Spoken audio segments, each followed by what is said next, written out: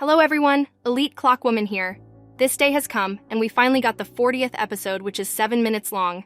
And honestly, I think domstudio team worked day and night on this episode, because before that we had a secret scene for 3 minutes.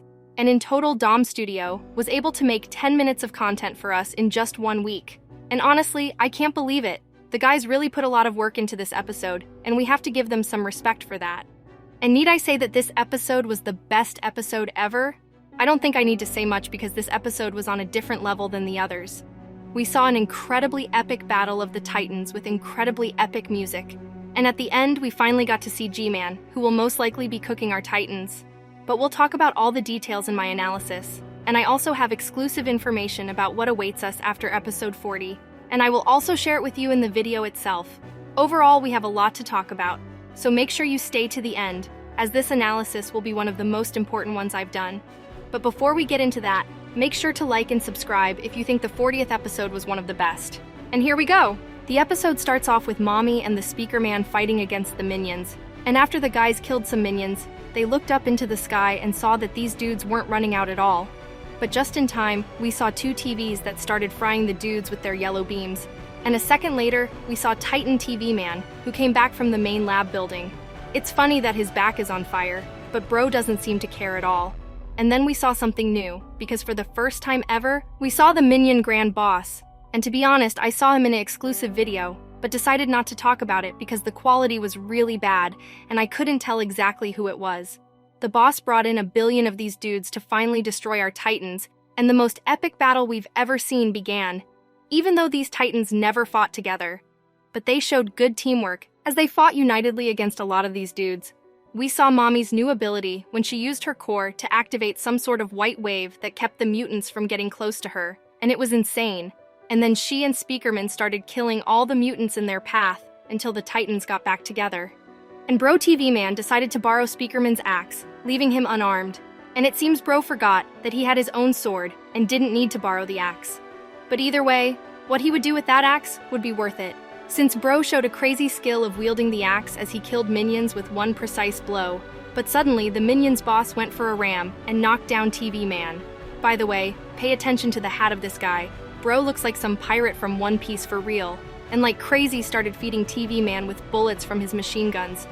But as we know, TV Man is a tough guy, and he was able to withstand it until a new player appeared on the battlefield, and it's Cameraman in Berserk mode, who started feeding Minion with his powerful punches, and then tried to fry him with his core flames. And even though this dude is supposed to be stronger than the other mutants, there's still no dude who can withstand the frying from Cameraman, and all that's left of him is a skull in the toilet. And then Cameraman stopped the mutant with his gravity gun, without even looking, and turned him into a ball. And I'm not gonna lie, his aura is on another level compared to other Titans. I think he's the only one who can rizz up Pencil Mommy.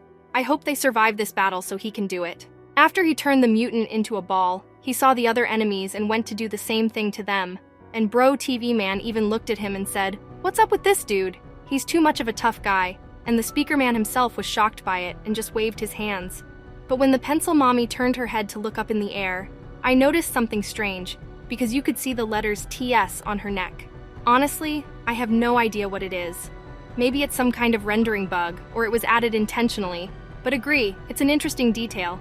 But finally, another GigaChad appeared on the horizon, and it's the Dragon Drill Man, who with his powerful wing flaps seems to make space warp. And the rest of the Titans, as if frozen for a couple of seconds, only Titan Speaker Man began to wave his hand greeting his friend, who can tear him apart in 5 seconds. And now I realize that Drill Man is not the only dumb Titan, as Speaker Man can definitely compete with him, as Bro literally went to this dragon for what he received, a Saitama punch to the face, which probably sent him flying for several kilometers.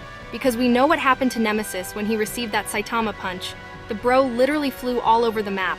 And I suspected that besides all this chaos on the battlefield, the Titans would have to fight the dragon, as it had finally gone mad. And the Titan TV Man even said, "I swear you don't have a single brain cell." I swear you have a single brain cell. After that, the dragon got even more angry, and fired a powerful fire laser beam at the Titans. And Mommy surprised us again, as she showed another cool ability, as she created a paper-transparent shield that was able to hold back this attack for a while. But the dragon was much stronger, and her shield could not withstand such a huge damage and collapsed. and as the shield collapsed, she clutched at her core like she was in pain. But finally, TV Man decided to end it and put the dragon to sleep. But he was very lucky, because some Superman started flying in the air at crazy speed, and it was Titan Clockman who landed on the ground. By the way, do you think Titan TV Man would be able to put the dragon to sleep? I personally doubt it, and he'd probably have to ask the other Titans for help, and only in this case they could resist him, but write what you think about it. And after Titan Clockman landed, the epic music started, and we got him closer to show how cool Daddy Clockman is. But look at that goofy, TV screen. It looks like bro was too impressed, bruh. And bro even told Drillman that he was about to be cooked, and that got me rolling for real. You're cooked. Bruh. But actually, I agree with him, and even when I didn't know what was going to happen next, I already knew that the dragon would be cooked if Daddy came back. And look at the cold look. I'm not gonna lie, I got goosebumps. And he just nodded his head like the drill man would attack. And the dragon got even more angry and started growling and hitting the ground like a dump monkey, bruh. But now, there will be one of the most important moments, so watch carefully. The dragon was already trying to attack, but Daddy started to cast his magic, and for some reason, he looked at the main lab building, and at that moment, glitches appeared on the screen, and we saw the Dom Studios logo. Or rather, it was the silhouette of Mr. Dom, who appeared in the 39th episode. And also there was a Morse code, and if I translated it correctly, it means, don't. Which means that Titan Clockman wouldn't do something, but what could it be? And why did Mr. Dom start interfering with these events? And you should note that Mr. Dom's silhouette appeared the moment the Titan Clockman looked up at the tower. And I have an explanation for what happened. It seems to me that Mr. Dom doesn't want Titan Clockman to stop G-Man, because maybe Mr. Dom can also look to the future, and he realized that it was necessary. It's also possible that Titan Clockman was using all of his powers, and was probably going to spend his power to stop the G-Man, and that's why he looked at the tower, and Mr. Dom jumped up to not do that, and spend his power to stop the dragon, because there might be a problem with it. Though I doubt the dragon would cause more problems than a freaking 1800-meter Titan G-Man. Bro is 1800 meters when the dragon is only 150 meters. 1800 freaking meters, bruh. Can you imagine it? Bro is bigger than Aaron's founding Titan by several times. Dom Studio went crazy with this size. I don't think our Paradise Island will be able to keep up with this, bruh. G-Man gonna turn this multiverse into powder, and this is insane. But most likely, I know where the plot is going, and we'll talk about that later, when we see the G-Man.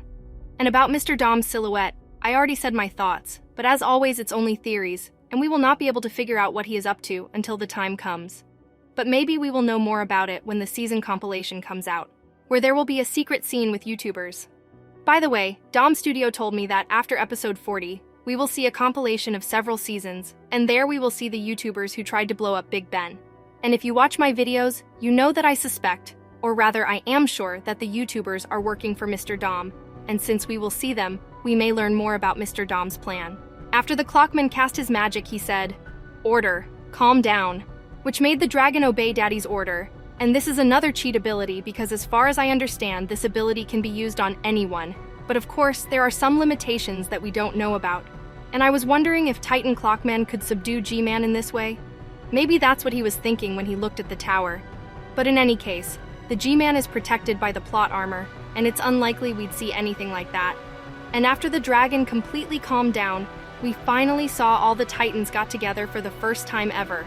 And Titan Clockman said that everything would be over now, but it seems that even he doesn't realize that the G-Man is 1800 freaking meters in size, and I don't even know what to do with such a big boy. But maybe the Titans should have put the fire out on the freaking TV man's head, because bro will turn into a Ghost Rider without even realizing it.